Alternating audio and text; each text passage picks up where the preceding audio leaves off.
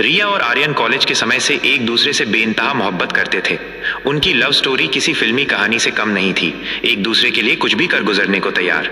आर्यन एक संगीतकार था और रिया उसकी सबसे बड़ी प्रेरणा। एक दिन आर्यन एक पुरानी जंग लगी वायलिन खरीद लाया। रिया, ये देखो, मुझे ये एंटीक शॉप पर मिली, इसकी आवाज में एक अजीब सा जादू है, उसने उत्साह से कहा। रिया ने वायलिन को छुआ, वो ठंडी थी और उससे एक पुरानी मिट्टी की गंध आ रही थी। ये थोड़ी अजीब लग रही है आर्यन, क्या ये ठीक से बजेगी? आर्यन ने वायलिन को बजाया।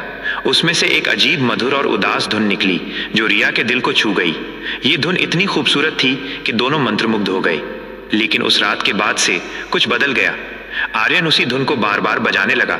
वो रिया के साथ ज्यादा समय नहीं बिताता था, बल्कि अपने कमरे में बंद होकर वायलिन बजाता रहता।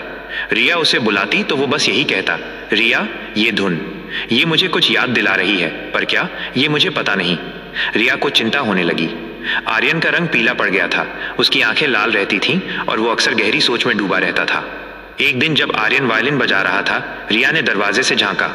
उसने देखा कि आर्यन का चेहरा एक अजीब सी चमक से रोशन था जो वायलिन से निकल रही थी, और फिर उसे लगा जैसे वायलिन के तारों से कोई छाया उभर रही हो, एक औरत की परछाई जो आर्यन के कंधे पर हाथ रखने वाली थी। रिया डर गई। उसने दरवाजा खोला और अंदर गई। परछाई गायब हो गई।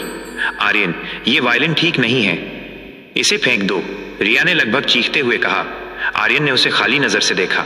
तुम नहीं समझोगी रिया, यह धुन, ये मेरी है, ये मुझे बुला रही है। उस रात रिया को नींद नहीं आई। उसे लगा जैसे वायलिन की वो उदासी भरी धुन उसके कानों में गूंज रही हो, और धुन के साथ उसे एक फुसफुसाहट भी सुनाई दे रही थी, जैसे कोई पुराने समय की बातें कर रहा हो। अगले दिन रिया ने आर्यन से बात करने की कोशिश की, लेकिन वो खोया हुआ था। उसने निर्णय लिया कि वो इस वायलिन का रहस्य जानेगी। उसने पुरानी वायलिन के बारे में इंटरनेट पर सर्च किया।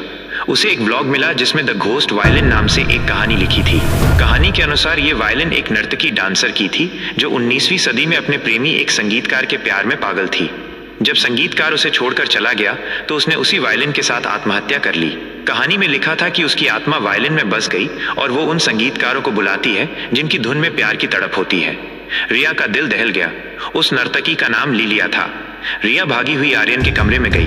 आर्यन फिर से वायलिन बजा रहा था और इस बार वो धुन पहले से ज्यादा तेज और दर्द भरी थी। उसके कमरे में फूलों की तेज खुशबू आ रही थी, जैसे किसी पुराने मुरझाए हुए गुलदस्ते की। आर्यन, रुको, ये वायलिन शापित है, रिया ने चिल्लाकर कहा। आर्यन ने मुड़कर देखा। उसकी आंखों में अब आर्यन नहीं था। उसकी जगह एक अजीब सी चमक थी और उसके होठों पर एक उदास मुस्कान। शपित? नहीं, मेरी जान, ये तो मेरा पुनर्मिलन है। आर्यन की आवाज में एक भारीपन था जो उसकी नहीं थी। उस पल रिया ने देखा कि आर्यन के पीछे हवा में एक पारदर्शी औरत की छवि उभर रही थी। वो वायलिन बजाते हुए आर्यन को निहार रही थी। उसकी आंखें प्यार और उदासी से भरी थीं। ये वही नर्तकी लिलिया थी। लिलिया ने आर्यन की तरफ हाथ बढ़ाया। आर्यन ने वायलिन बजाना बंद कर दिया और उसका हाथ थाम लिया। आर्यन, नहीं, रिया चीखी। लिलिया ने आर्यन के हाथ से वायलिन ली और उसे जमीन पर गिरा दिया। फिर उसने आर्यन को अपनी बाहों में भर लिया। जैसे ही वो उसे छू रही थी, आर्यन का शरीर एक हल्की रोशनी में बदल रहा था। हम हमेशा के लिए एक साथ रहेंगे मेरे प्यारे, लिलिया की आवाज गूंजी, जो वायलिन की धुन जितनी ही मधुर और दर्दनाक थी। रिया ने देखा कि आर्यन का शरीर उसी रोशनी में पूरी तरह गायब हो गया। लिलिया ने एक उदास मुस्कान दी और हवा में विलीन हो गई। कमरे में अब सिर्फ रिया अकेली थी। जमीन पर टूटी हुई वायलिन पड़ी थी। वो रोने लगी, लेकिन तभी उसकी नजर वायलिन के पास पड़े एक पुराने मुड़े हुए कागज पर पड़ी। ये एक खत था। रिया ने कांपते हाथों से उसे उठाया। वो 19वीं सदी की लिखावट में था। खत में लिखा था, मेरे प्यारे संगीतकार, तुमने मुझे छोड़ दिया, लेकिन मैं तुम्हें कभी नहीं भूलूंगी। मैं तुम्हारी धुन में हमेशा रहूंगी। जो भी इस वायलिन को बजाएगा, उसकी आत्मा मेरी आत्मा से जुड़ जाएगी और हम हमेशा के लिए एक हो जाएंगे। अब तुम मेरे हो। ये खत लिलिया ने अपने प्रेमी को लिखा था। रिया को अब सब समझ आ गया। आर्यन, उसका प्रेमी, वायलिन की धुन में उस नर्तकी से जुड़ चुका था। रिया का दिल टूट गया। वो फर्श पर बैठी रही, उसके आंखों से आंसू बह रहे थे। लेकिन तभी उसने टूटी हुई वायलिन को देखा। उसका एक धातु का टुकड़ा चमक रहा था। रिया ने उसे उठाया। उसके मन में एक भयानक ख्याल आया। अगर आर्यन चला गया था तो उसे भी आर्यन के पास जाना था। उसने टूटे हुए वायलिन के उस टुकड़े को उठाया और जैसे ही उसे छुआ, एक तेज मीठा दर्द उसकी कलाई में दौड़ गया। उसी पल रिया के कानों में वायलिन की उसी उदासी भरी धुन की आवाज फिर से गूंजी, और इस बार आवाज में लिलिया की नहीं बल्कि आर्यन की आवाज थी जो उसे बुला रही थी।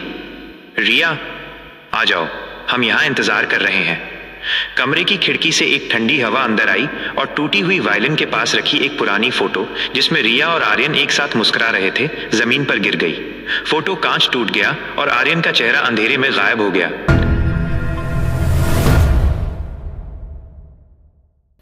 कहानी सुनकर मजा आया हो तो चैनल को सब्सक्राइब करें और हमें बताएं कि अगली कहानी किस विषय पर होनी चाहिए। धन्यवाद।